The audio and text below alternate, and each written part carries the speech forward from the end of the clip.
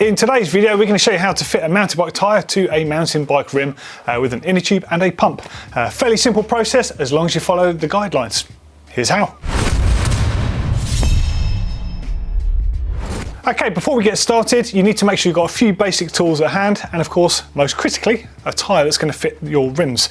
In the mountain bike world, not including junior wheels, you have 26-inch wheels, 27.5, which is also known as 650B, and 29-inch. Obviously, you need the right one to fit on your rim. And also, you need to pay attention to the direction of your tyre, because most tyres are directional. You need to install them in the direction of the rotating arrow. So if you look on the sidewall of your tyre, you will find there is normally a little arrow somewhere telling you which way the tread is designed to point. So this tyre is designed to rotate that way, so if it's a rear wheel, the cassette needs to be on this side, driving that tyre forwards. It's because the tyres are designed directionally to give you traction and braking power. You're also going to need a few tools for this. You're going to need a good quality pump. I'm using a floor standing pump, but you can quite happily use a mini pump. It would just take you a bit longer to get things inflated. As long as it's a good quality pump, it doesn't matter what you use. You'll need some tyre levers. Now, in an ideal world, you want to be installing a tyre not using tyre levers, but let's face it, some tyres and some rim combinations can be quite tight, and you're going to need tyre levers just to persuade the tyre into place there. I would avoid metal levers like the plague, because it's far too easy, if you don't know what you're doing, to split a tyre, split the inner tube, or even damage the rim, whereas the nylon ones do a much better job and are quite economical as well. And then lastly, you're obviously going to need an inner tube to suit. Now make sure whatever inner tube you buy has the correct valve to suit the rim that you have. Now most rims in the mountain bike world accept the Presta valve, also known as the high pressure valve these days, but it's not uncommon to have a rim that's drilled out for a Schrader valve, also known as the car valve. So just pick the right one for your rim. And the last point is to make sure that the wheels you have some kind of rim tape on there. The reason for the rim tape is to seal up the holes where the spokes and the spoke nipples go through. If you don't seal those up, sometimes the edges of those holes can be quite sharp and they can lead to puncturing the inner tube.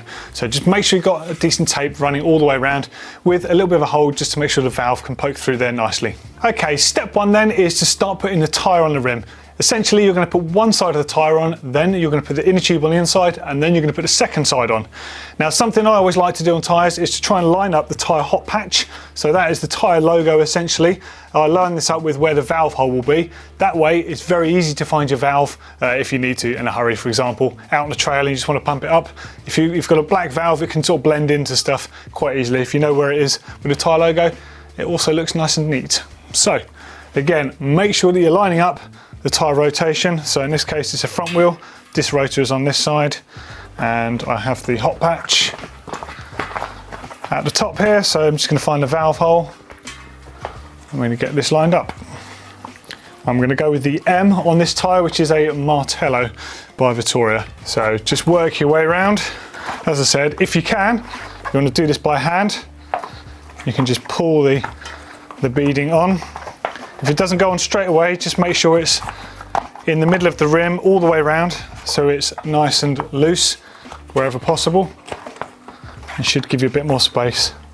Now this one is quite tight to go on, so what I'm going to do, I'm going to show you two methods to get this on. The first one is using tyre levers, and the second one, for a very problematic tyre, is using some warm soapy water.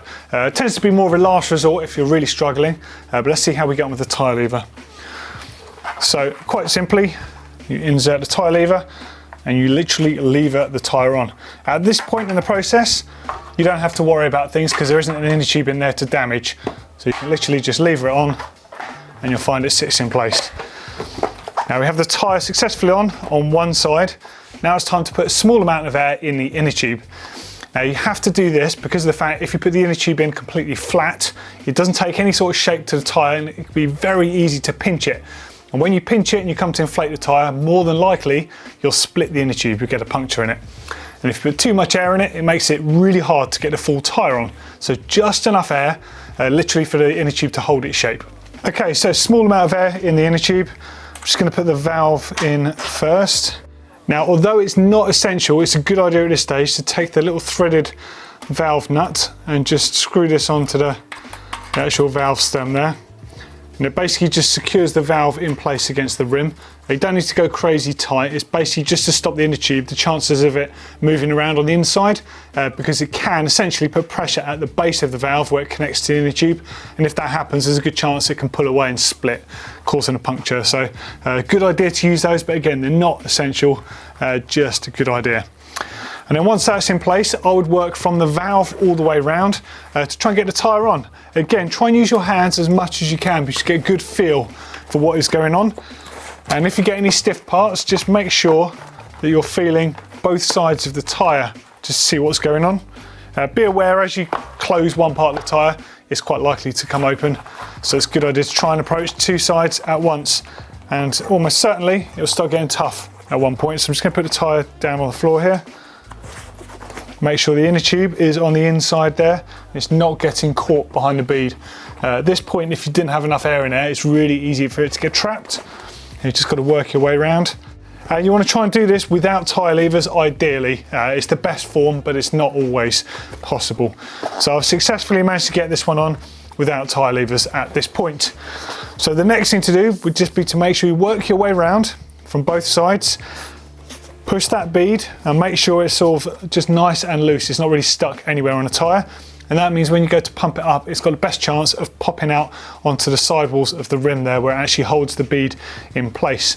Now it's really important for that to happen, because if the bead doesn't sit into place, your tyre won't be seated correctly. And if it's not seated, you'll get a bulge. You'll get a bit of a hop in the tyre carcass, and that's not good. You want the tyre to be nice and even all the way around. And now it's time to get some air into your inner tube and inflate that tyre. And now don't just go cranking loads of air straight in, trying to get it to your perfect tyre pressure. You want to be doing it slowly and methodically. You want to be paying attention to what is happening with the tyre, because as the tyre expands, the bead needs to come in contact with like sort of the bead lock, the outside part of the rim there, and you might find that some parts of the tyre aren't popping into place. So before it gets too firm, stop pumping, and you can manually manipulate that tyre, and hopefully they'll pop into place as they should do. Okay, so I'm pretty happy that this tyre inflated first time correctly.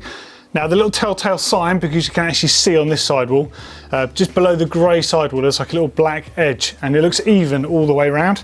So that tells me that the tyre is seated correctly. Now you can just rotate the wheel just to check this, and if there's any hop up and down, it's not quite right, but in this case, it looks fine. Now your last step would just be to make sure that that little threaded locking ring is just secure so the valve doesn't move around. Secure the actual valve core, and then preferably put a valve cap on.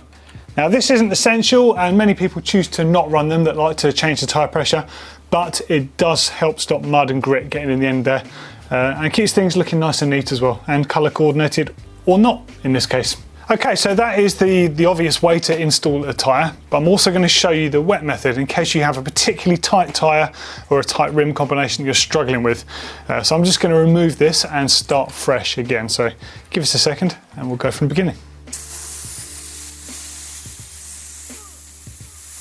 And now for the wet soapy method. So a bit of washing up liquid and some warm water with a brush, and literally just apply it directly to that rim. And get cracking, getting the tyre in place. So the same as before, I'm going to line up the M on this side and then just get one side on.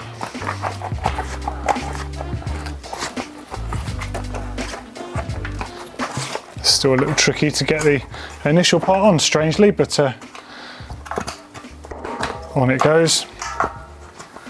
Valve stem, just want to put the little lock nut, the screw nut on there again, just to make sure it doesn't move around too much.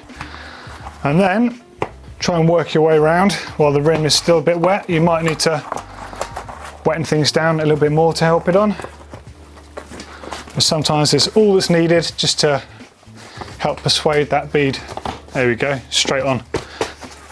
And then inflate the tyre in the exact same way. Now, if you think that you're going to struggle to seat the tyre bead, at this point, you can apply a bit more soapy water, and it just accentuates the bead to pop out into place, and it will definitely go on much easier. So let's just do that just for good measure. Just pull the tyre bead back. Now don't worry, this will evaporate. And this is also a good secret if you're ever going to upgrade to a tubeless setup. This is one of the keys to help get the setup tubeless in the first place, by putting soapy water to help it seat as fast as possible.